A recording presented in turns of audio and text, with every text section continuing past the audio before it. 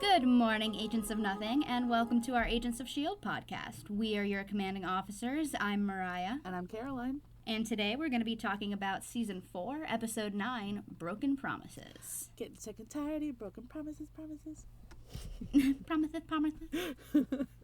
I've been waiting to do that since the last episode. What about your promises? Yeah. So Mariah, how was your week? It was good. I quote-unquote moved back home after spending pretty much all month playing house with Tyler.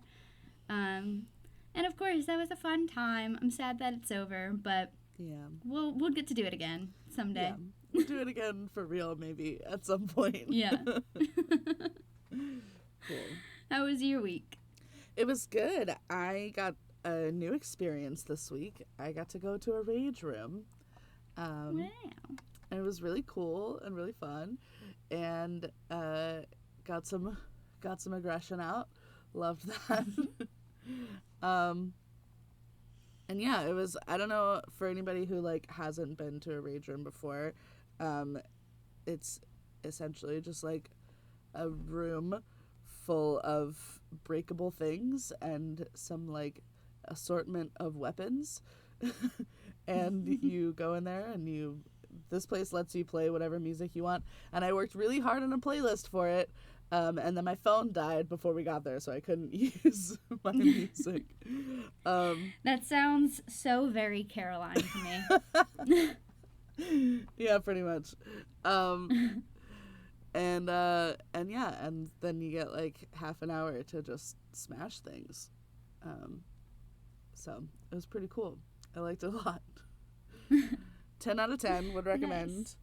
I would recommend maybe going by yourself, both because of the feeling of being perceived while you are letting out uncomfortable emotions, and also because depending on where you go, I guess this place was a pretty small room. And so having another person in there, you have to be very aware of where you're swinging your bat and stuff. Yeah. Because David and I both left with some nicks and cuts just from the flying debris. So yeah. I know some places put you in a hazmat suit. Yeah, so okay, I was a little confused about that because on the website I was looking all through their FAQs to see what to wear and all that kind of stuff, and it said to just come in comfy clothes, because they have coveralls that you can use, and you can even rent boots and stuff, and so I was okay, cool. So I went in jean shorts. I wore my own boots at least, and David was just in jeans and a t-shirt, and we got there and the guy was y'all are probably fine, you can use the jumpsuit if you want to, but you don't have to. And he just gave us gloves and a face shield, and we were okay. and then left bleeding, so I don't know. Well, lesson learned. Yeah. Take the jumpsuit next time. I love it. Yeah. All right, are we ready to begin? Yes. Those were words. Okay. So, this episode was written by Brent Fletcher and directed by Gary A. Brown, serving as the first in the second pod of episodes for the season, subtitled LMD. Oh my god, we're making a pod on the pod. A pod. We're making a pod about the pod. Wow. Subtitled LMD? Yeah. Life Model Decoy. Oh, right. Okay. So who do we meet? We meet one new character. Well, okay. Kind of a new character. We found out his name. VJ Nadir. And he is fast as fuck, boy. And also a little dumb. Just a little. Just a little. There were also some, watchdogs and stuff, but I'm pretty sure we've seen them before. Yeah, most of them at the very least. But I don't know their names, so. Anyway. Mm-hmm. That's all. So, we kick off. After an oddly sterile yet intimate orchestral montage of Ada cleaning her bullet wounds and changing her clothes, she checks on May, who is still unconscious in the closet of Radcliffe's lab. She changes the bag of fluids, checks the catheter in the back of May's hands, and tells her that she's working on getting May better accommodations. But for now, the floor of the closet will have to do, until May's double has completed Ada's mission. So the music that Ada is playing to May at the beginning is the fourth movement of Gustav Mahler's Fifth Symphony. The piece was composed as a love letter to Mahler's wife. Despite this, it has been used for the soundtrack to Death in Venice, 1971, and was also played at the funeral of John F. Kennedy. Oh my god. Wow. Imagine your husband writes you like a beautiful love letter symphony. And then everyone's like, this is so sad. I'm going to play it at funerals and shit. I mean, to an extent, I feel like I understand that because, like, maybe you want to play a love letter to your spouse if they have passed away. Yeah. But, like, that it's just connected with death now is very weird.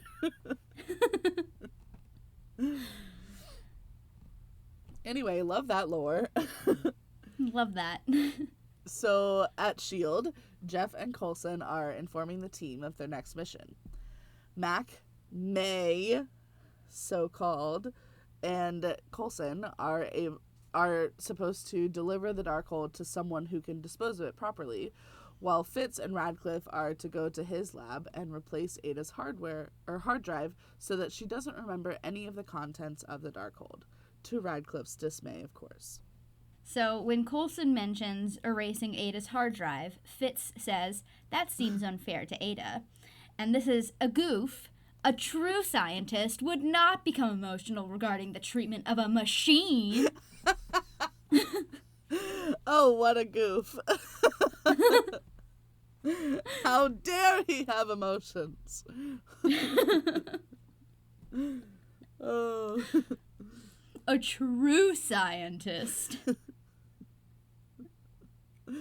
I love that.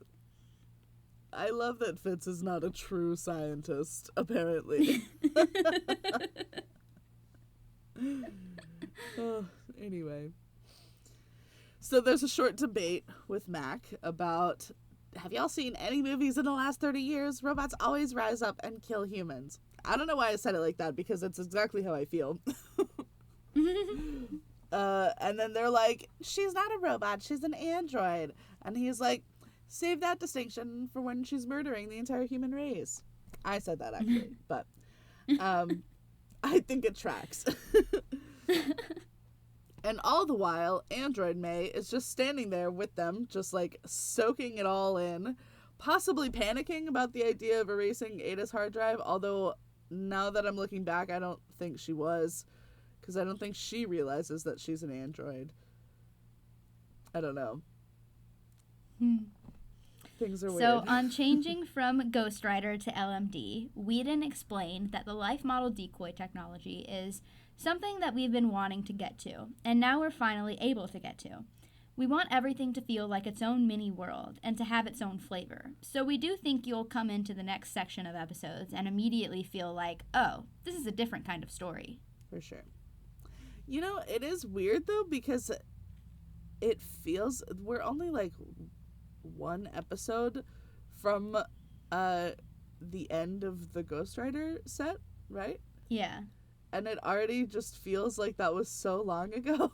And, like, such a completely different world. It's so weird that they were able to do that. One of my favorite things about S.H.I.E.L.D. is their ability to do that, and, like, they start off with a storyline, and you're like, oh, how is this gonna go? Like, how are they gonna pull this off? Yeah. And then they pull it off, like, way better than you expect it to. And then You're like, oh, how are they going to top that? And then they top it. Literally. I literally at the beginning of the season, I was like, ghosts? And we're only 9 episodes away from that. Like, what? That is so crazy. Wow. Great job, Marissa and Jed. Absolutely. And team. Shout out to all the writers, man. This is like, that's what storytelling is supposed to be, man. This is just masterclass right here. And then also shout out to whoever the art team because the new logo shot is so fucking cool. I loved it. Yes. So then brother Nadir, VJ, wakes up from a very weird dream in an empty but beautifully furnished house and finds the senator in the backyard cutting fruit. She tells him that he's been gone for 7 months, and now she has him at this house so that the two of them could be alone together for some vague reason.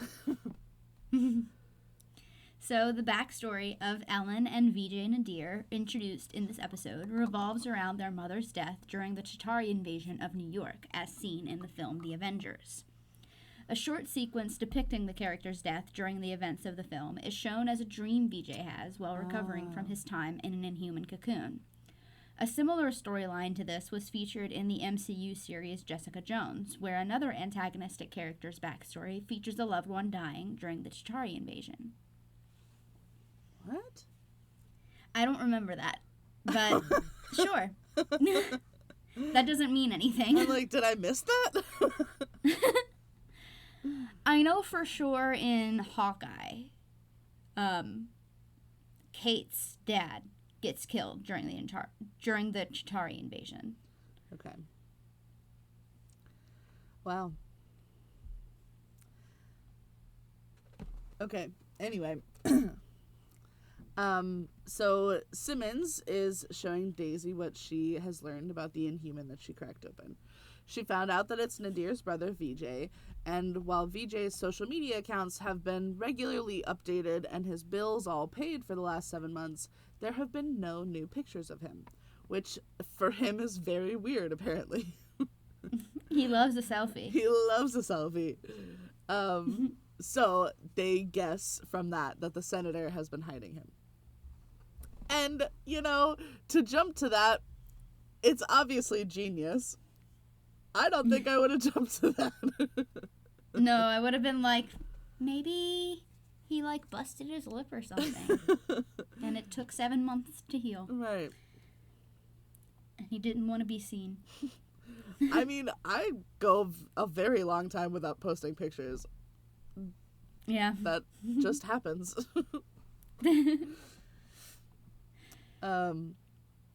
Anyway, so Simmons starts to get a little sentimental and says that she missed having someone to talk to in the lab.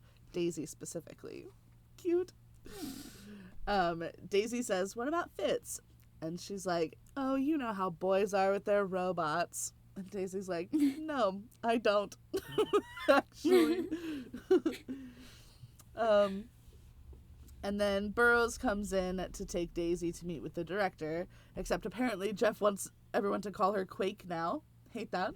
I feel like it's Tremors or nothing. I loved that part where she was like, "My name's Daisy," and Burroughs was like, "Not according to the press release." Yeah, right. So Simmons refers to Agent Burroughs as the director's Mr. Smithers after a character from The Simpsons. Oh. I do not know The Simpsons. People keep telling me I should watch The Simpsons. Anyway. Also, I really missed Skimmins. I don't know if they have a new fandom name now, but I miss them a lot. I think it stays Skimmins, but I could be wrong. Y'all let us know. Is there another name for them now? Dimmins? Dimmons. Doug Dimmadome. Owner of the Dimsdale Dimmadome.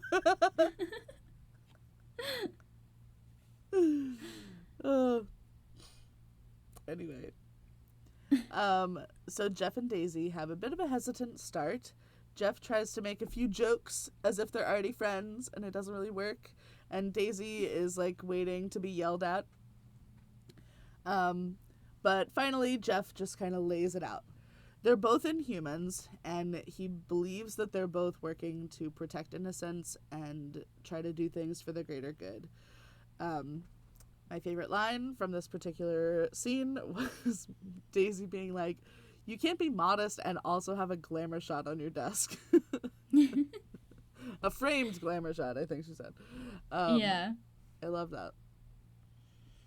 So Jeff starts wondering aloud about the Inhuman that Nadir is hiding, and Daisy tells him what they know about VJ and that the senator hasn't been in the office all week. So he says that the two of them and Simmons are about to head out immediately to rescue VJ. So, in December 2016, the mid-season finale episode of Agents of S.H.I.E.L.D., The Laws of Inferno Dynamics, ended with the android Ada seemingly replacing main character Melinda May with a life model decoy, a replica android. Executive producer Jed Whedon explained that LMDs would be the subject of the season's next pod of episodes, subtitled LMD. He also said that the reintegration of Daisy Johnson into S.H.I.E.L.D. would be explored following her vigilante actions in the previous pod, Ghost Rider. And executive producer Marissa Tancharoen added that at least the first episode of the second pod would deal with the mystery surrounding Senator Ellen Nadir and her inhuman brother. Mm-hmm. So the robot nerds, as I like to call them, get to Radcliffe's house, and they find Ada waiting for them.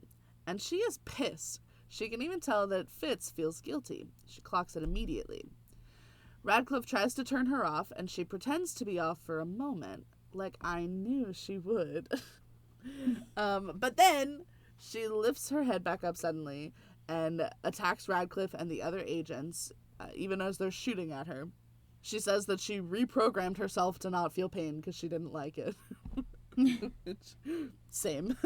Mood.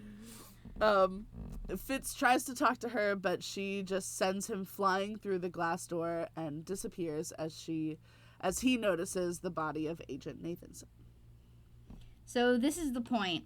The first commercial break, I believe, of the episode. And I used to use my other best friend, Nikki's Disney Plus account, and she paid for the plan without ads, but she recently canceled, and so I made my own account. Oh, shit. And I was not willing to pay for the one without ads. I don't have ads. So, you can hop on mine. Well, I mean, but now I have to sit through commercials again. It's not so bad. It gives me time to, like, write down my notes and snap Tyler back and all kinds of stuff while I'm watching the episode. How long are the commercials on Disney Plus? Generally about, like, 30 seconds. Okay. It's, like, a series of, like, 4 or 5 small ads. Okay, gotcha. Are they like the ads on Disney Channel where they're like all just for Disney Plus? No, I wish they were. That'd be cool. I wouldn't mind that as much. Yeah. Just ads for their own shows. I'm trying to remember what kinds of ads came up. Like, stuff like medicine and, like, I don't know, other things. It doesn't matter. Anyway. So Ellen and VJ talk about how the house that they're at is the last house that their dad designed before he died. So VJ is glad that Ellen didn't end up selling it because it should stay in the family. She says that it's the perfect place for him to recover from his ordeal. He tries to avoid talking about what it was like inside the cocoon. He just says that it was dark and lonely, and for a long time he only heard her voice until that S.H.I.E.L.D. agent. He only heard her voice. Her voice. Her voice. God damn it. He then asks if S.H.I.E.L.D. is back, and he thinks it's a good thing that they are. He thinks that Ellen calling them the reason for all the problems in the world is just her habit of painting things with too broad a brush. Which it is. Yes. Finally, she says that they should take a walk since the weather is so nice, which was a signal to the watchdogs on the other side of the house to head into the woods with guns to shoot VJ. And I don't understand why she would go through all of this trouble to save him just to kill him. Like, even after the cocoon, he was, like, asleep several times. He was fully in her control, under her mercy. Why make him breakfast first, you know? Just, if you're gonna kill him, just kill him. It's so beyond fucked. I guess maybe in her own, like, fucked up way, she wanted a chance to say goodbye. Maybe. Ugh. Hate it. I hate her. She's the worst. So Fitz and Radcliffe arrive back at S.H.I.E.L.D. and join Coulson, May, and Mac. Every time I realize that y'all can't see this if you're just listening, but every time I say May, I'm using quotations, and I hope that that's She's clear. using aggressive air quotes. Very aggressive. Anyway, so Coulson, May, and Mac are joined by Fitz and Radcliffe while they try to figure out where Ada might have gone. Mac is putting all the blame on Radcliffe for creating her in the first place, rightfully so. Although Radcliffe does have a point that without Ada reading the Darkhold, Fitz and Coulson wouldn't be alive right now. And then Robot May plays her part very well, acting guilty for making Ada read the book. And I'm like, I don't know if she's acting or not. I don't know if she's just programmed to act like May and to not know. Ah! Coulson says their main focus right now should be figuring out what Ada wants so that they can find her. And Radcliffe says, that's easy. She just wants to live. Which, same. Let her live. On the Quinjet, Simmons is apologizing for the Ada situation as well, seeing as she's in charge of science and technology at S.H.I.E.L.D. Jeff says that she was just trying to keep things safe from a director that she didn't know or trust. Which was very, like, emotionally intelligent of him. Understanding of him, yeah. Yeah, I liked that a lot. But also, still don't trust him. Yeah. At least he kind of knows that he made himself untrustworthy. Yeah. But he says that that's Coulson's problem now. They have their own life to save. And of course, Jeff doesn't have a viable plan. He was like, we have to go immediately. And then had no idea where they were going, what they were doing. So he turns to his two experts in undercover work to see what they can come up with. And what they come up with includes Simmons with a southern accent, which I love. She manages to bully Nadir's staffer at her office into at least trying to get the senator to speak with her. Or so he says. As Jeff and Daisy are listening in, Jeff says, she's much tougher than I originally gave her credit for. And Daisy says, yeah, I mean, she's been kidnapped like 3 times since I've known her. Well, only twice on this planet. I'm fucking dead. So, for the sequence in which Gemma Simmons goes undercover as a Washington, D.C. lobbyist, Henstridge had to use a Southern American accent. The British actress, who had never used any American accent during her career, explained that she used the accent because the episode originally included dialogue that explained her disguise's Southern origins, though they were ultimately cut. To prepare, Henstridge listened to some recordings during the breaks in filming. For the ensuing fight sequence, the production only had a short time to film at the close of a late shoot. For the fight's final stunt, Henstridge had one attempt to smash a fake glass over a stuntman's head, which she felt turned out okay. Yeah, I'd say so. Oh my god. Aw, they took out her... Her backstory. Her backstory. She's always prepared. Aw. But, the person the staffer called was not Senator Nadir. It was the head watchdog.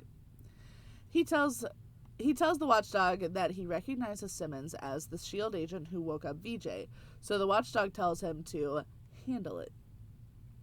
But Simmons was listening in, obviously, so they tussle quickly, and then Simmons takes his phone to trace the call. She just is perfect. She's a badass, and I love her. The way she just goes, "I'm going to need your phone." How did you think that would go, Simmons? Did you think he would just be like, "Oh, okay," and then hand you the phone? You're like a full head shorter than him. Right. Like he was going to be like, "Oh, did you need to make a call?" "Oh, your phone died?" "Sure. Here you go." So VJ is thoroughly enjoying... I feel so bad. He is thoroughly enjoying their walk through the woods. He's like, "This is so beautiful out here. I really needed this." And Ellen is allowing him to get farther and farther ahead of her until she finally says, "I'm sorry," just as the watchdogs pop out of hiding and surround them. Which I was getting very nervous as she was like getting farther and farther behind him. I was like, anytime somebody takes you for a walk, you gotta stay right next to him. Yeah. So the leader of the watchdogs holds a gun to the back of VJ's head, waiting for Ellen's signal. She tells VJ that she is following their own pact to do what needed to be done if either of them were infected by the aliens that killed their mother. And these are different aliens, but whatever. VJ does a great job of pleading for his life. He swears that he's not inhuman, and that's why it took so long for him to get out of his cocoon, because he was fighting like she told him to. Finally, she orders the watchdogs to stand down and let him go. And I do wonder, like, when did she tell him to fight? Was it while he was already in the cocoon? And yeah, so she it was like, and so then I'm still, because if she wasn't going to believe him anyway, she didn't believe that he could actually fight it. Why wait for him to come out of the cocoon, you know? Yeah, I don't know. Just, she could have smashed it at any time. She could have done anything. It just is, it's so cruel to have been telling him to fight it and then let him be in the cocoon for 7 months and then let him come out of it and like take care of him and then kill him. Makes no sense to me. Truly. Yeah. But she believes him, at least for the moment. She can't bear to make the call now, so she lets him go. Well, doesn't let him go. he's still very much like in her custody. Back at S.H.I.E.L.D., as they are talking about Ada changing her programming to be the only one with access to her own GPS history, Ada is hacking into S.H.I.E.L.D. and she turns off the power. Fitz says that they are well prepared for this since they seem to get hacked like once a year now. Mac is to go grab Yo-Yo from recovery while Fitz and Radcliffe go to the basement to protect the system or like whatever sciencey stuff they have to do. And Coulson and May stay to keep Ada from getting in. Yikes. So ahead of the episode's airing, actress Natalia Cordova-Buckley, who plays Yo-Yo, said that the episode would see some stability for the characters Mac and Yo-Yo after the pair began a relationship in the mid-season finale. Cordova-Buckley noted that actor Henry Simmons and herself are both minorities, and that Rodriguez is an inhuman character, allowing the series to explore an interracial relationship based on respect and love that viewers can compare to the world we're living in. Aww. Because remember, this was right after Trump got elected. Oh, shit, you're right. Oh, my God. Oh, fuck. We can't get into that. Oh, my God. Anyway. So May and Coulson find Ada at the bar, or at the bar entrance to the base. And May asks if it would be better, if they would be better off just guarding the book. But Coulson says it's well protected. Ada knocks Coulson out with one hit. And May starts to say, "You'll never get the book." But Ada just presses a button on her remote and May goes on standby so Ada can cut a hole in her temple. But then it all makes sense. I averted my eyes during that part.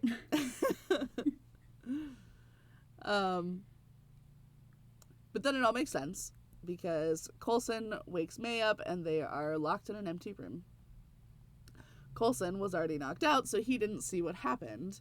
So when May says, "I was about to fight her and then just woke up here," Coulson sees the cut on May's face and assumes it was from getting hit. In the server room, Fitz is doing techie things, while Radcliffe is spiraling a little bit because he knows that Ada is his fault. Ooh, that little rat.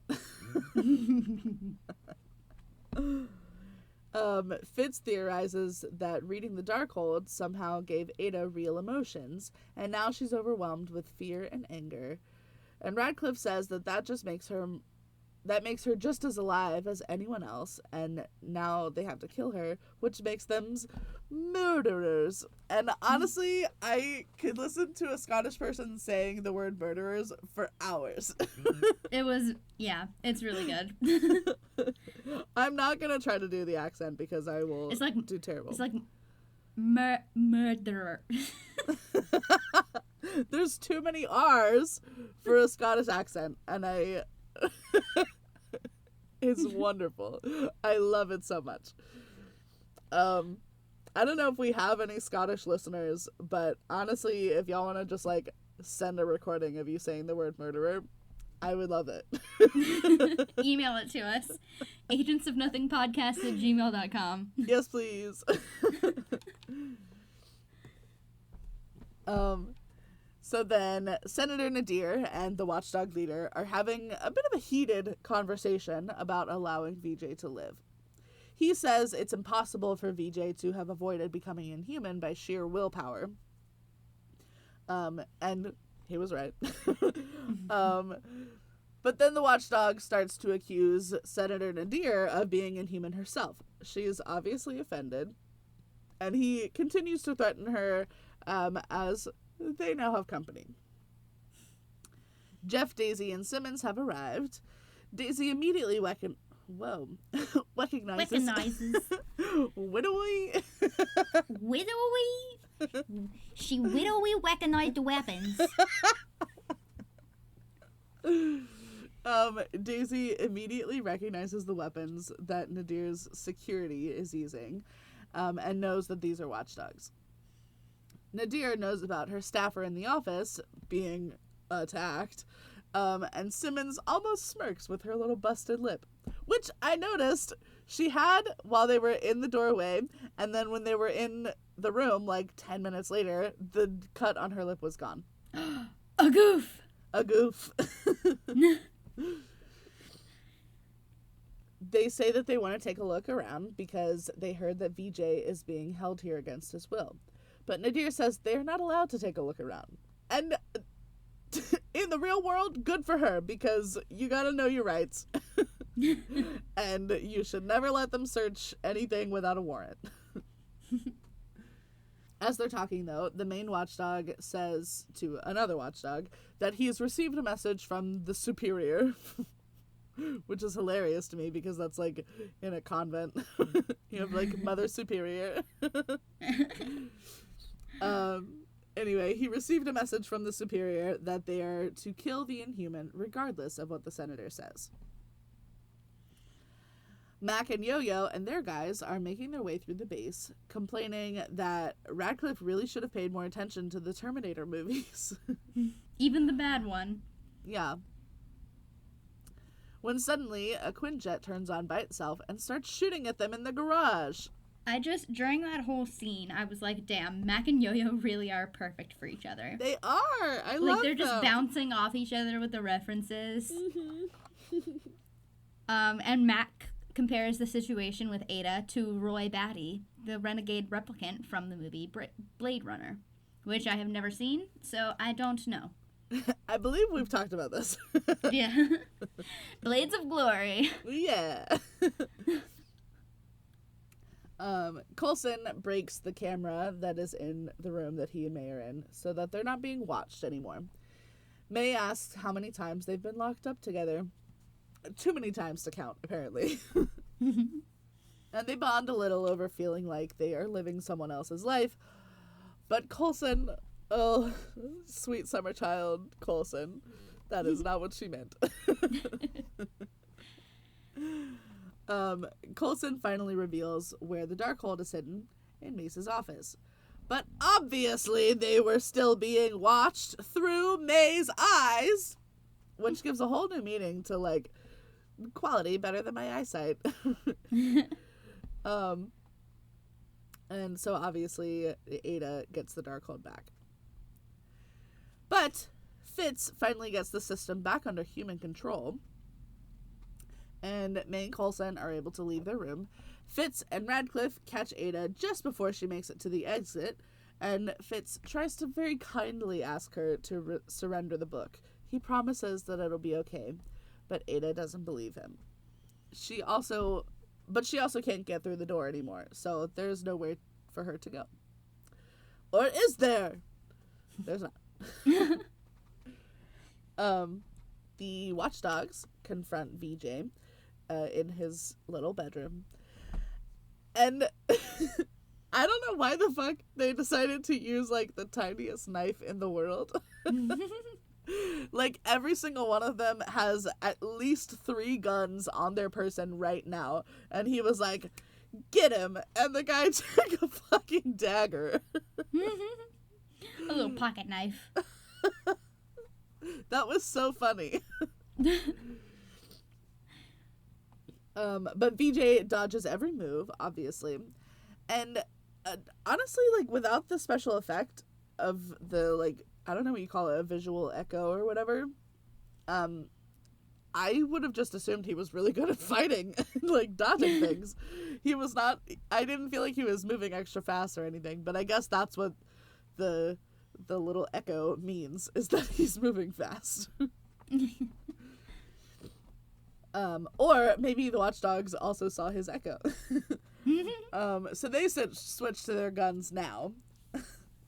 And S.H.I.E.L.D. is being ushered out the door when the first gunshot is fired. And so Ellen rushes upstairs. Daisy starts taking out the guards by the door so that Jeff and Simmons can run in and find VJ as well.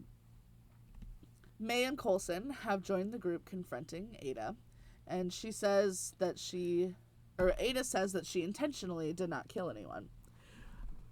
Which is interesting of her to say, because she did have a literal Quinjet shooting at Mac and Yo-Yo. So I don't know what she thought was going to happen there. She was like, they'll dodge. They're agents. They know how to do this. But Coulson brings up Nathanson because I had already forgotten. And she says that was in self-defense because he was going to reboot her, but that she does regret it. Radcliffe says regret isn't in her programming. And Ada says that the Darkhold changed her, gave her real emotions. But before she can finish her villain monologue, the door opens behind her, and Mac beheads her. Oh my god. He got his robot movie ending after all. He did.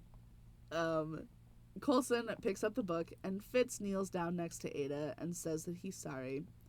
And if it is a robot movie, there's always one person who's, like, a little bit in love with the robot. So Jeff and Simmons find VJ as he's fighting off a couple more watchdogs. They see his powers, as does Ellen, because she walks in at the same time. But from the other side. I don't know where they were coming from, because they were on opposite sides of the room. Simmons tries to convince VJ to come with them, but Ellen quickly says, no, they only want to use you as a weapon. and that he needs to go with her instead. She then just walks out, like, very confident that he's going to follow her. And VJ hesitates, but he does go with her. And I don't understand why. She was literally going, like, she was going to have you killed. She walked you into the forest, into a trap, so that you would be shot and killed. Like, even though she changed her mind in the moment, she's gonna pull the family card to be like, we're family, you have to come with me. The last time I went with you, bitch, you led me into a trap. You can't do that. You can't pull the family card after that ever again. It's so wild because literally he gets into the helicopter with the same watchdogs that just tried to attack him. I'm like, are you stupid? And even with the fact that, like, she changed her mind the last time that she led me into a trap. But, like, she changed her mind because she thought that he didn't have powers. But now she knows that he does have powers. Why? She's not gonna change her mind again? What? Simmons is absolutely right. He is in grave danger. And Simmons starts to go after them, but Jeff says that they offered him the option and he made his choice, and that's all they can do. I guess. You can't force him. But so VJ follows Ellen into the helicopter with, as you said, the same two watchdogs that just tried to attack him. He's nervously looking at them, and then Ellen says, don't worry about them. Focus on me. And then she says that she's sorry, and then she shoots him. Obviously! Knew that was gonna happen. As he slumps over, she says to the watchdogs, don't ever question me again. Which was very badass. Yeah. She then says that she wants the Superior to send men to strike back against S.H.I.E.L.D., and the only other thing that she needs from the men in the helicopter is to dispose of the body. Holy fuck, dude. Yeah. That was so intense. I did not like is the wrong word, but after she shoots him, you can see little droplets of blood on her sleeve. Yeah. I thought that was a nice touch. For sure. She literally has blood on her hands. Yeah. Her own brother. Yeah. Oh, fuck. God. So what back would that be? base, Is that like fratricide? Maybe. Yeah, because, like, killing your father is patricide. So yeah. Fratricide. Fratricide. She committed fratricide. Back at the base, Yo-Yo is quizzing Mac on robot movies, which I loved. While Fitz is, like, messing with the wires inside Ada's head, he says that Radcliffe was pretty upset about it because Ada was his life's work. She was like a child to him. So, I have two fun facts for that scene. So, the episode features a reference to the film Chopping Mall, which came out in 1986.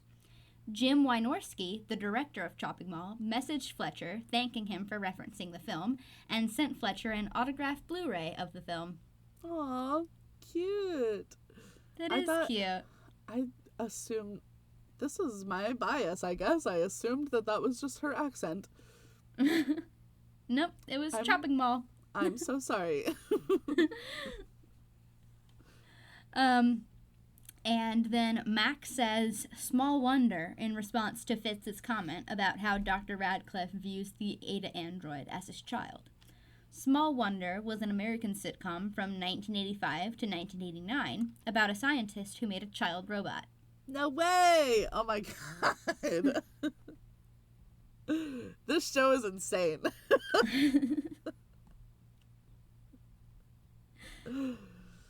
God. Coulson gets word from the director to handle the Darkhold personally.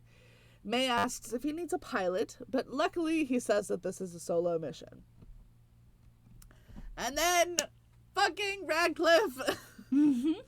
He's at his house talking to a new Ada and telling her about his whole plan and how it ultimately failed. So the episode introduces a second model of Ada with actress Mallory Jansen saying that Ada 2.0 would be programmed by Radcliffe to be more ruthless and would have to learn from scratch everything the first version had learned during the season. The character's costume is a darker shade of gray than that worn by the original Ada to reflect these changes. Oh, costume designers. Incredible. Anyway, so he planned the whole thing. I loved this, like, the Scooby-Doo explanation of the twist. If it weren't for those meddling kids at S.H.I.E.L.D. He describes how he planned the whole thing. He even gave the previous Ada her whole speech about the Darkhold, quote, making her a real girl. All so that he could get the Darkhold for himself. He was playing the long game, and I remembered, I didn't write it down during the episode, but I remembered at this point that there was a line right before Fitz, like, fixed the server or whatever, where he was, like, trying to get Fitz to give up on it, and they should find shelter. Yeah, because there were gunshots. That was a very weird thing to say. Instead of being like, hurry up, he was like, should we just go? Yeah. But Radcliffe, now, of course, he wants to try again, but he knows that he will never be allowed near the book again. Which is why he created the May android to get it for him. Fuck! Ugh. And he says that everyone will get exactly what they want soon. My thought during that scene where he, like, puts the feed of May's eyes, like, up on the screen, Yeah. I was like, oh, Caroline's gonna love that shot of Coulson looking directly into the camera. I did. I liked it a lot. Did you feel like you were on a dinner date with him? He was so cute. Great eye contact.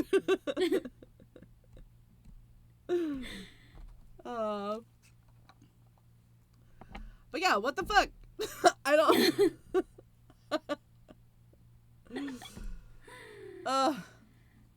There's so many things to say. But now it's time for the post-content content.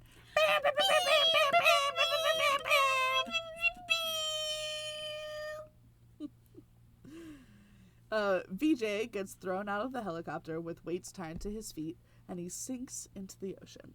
As he gets to the bottom, he grows another shell, a cocoon times 2. I don't know what's happening, but I'm very excited. Hopefully the new version of VJ is going to be smarter than the other one. He's learned his lesson. Oh. I had a lot of thoughts about this episode. Okay. Overall thoughts. I don't know how the fuck they got me to trust Radcliffe so much that I didn't see this coming in the slightest. He literally started off a villain, and I was like, yeah, no, he's just a guy. When he was like, oh, get that book away from me, I was like, oh, wow, okay, he's reasonable. Like, I did not see that coming at all. And yet it makes so much sense. Yeah. I was so focused on the robot being evil that I never even thought about the fact. somebody had to create the robot. They would obviously be more evil. Anyway. And then VJ is like evolving like a Pokemon now, I bet. He's gonna come back bigger and badder than ever. He'll probably be the next villain or something. I don't know. That's all. All right. I've got a couple of last fun facts. Lay them on me. I don't usually pull reviews, but I thought that this one was nice.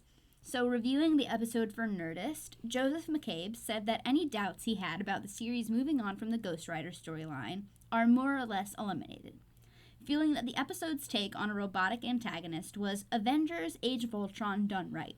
Yes. Where it most obviously improves on the overstuffed second Avengers film is in the humor department, with a running commentary from Mac that references most every killer android movie of the 1980s.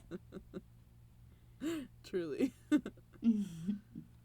And Henry Simmons and Natalia Cordova-Buckley were named as honorable mentions for TV Line's Performer of the Week for the week of January 9th, 2017, for their performances in this episode. The site praised the pair for their comedic performances, keeping the episode light and lively and marvelously meta. Aw, yeah, they did. Good job, guys. Yay! What a good episode. It was. I liked this one a lot. All right. Well, that concludes our episode on Season 4, Episode 9, Broken Promises. Broken promises. Sorry. Next time, we'll be covering Season 4, Episode 10, The Patriot, so stay tuned for that. Ooh. Okay, bye. Bye. Love you.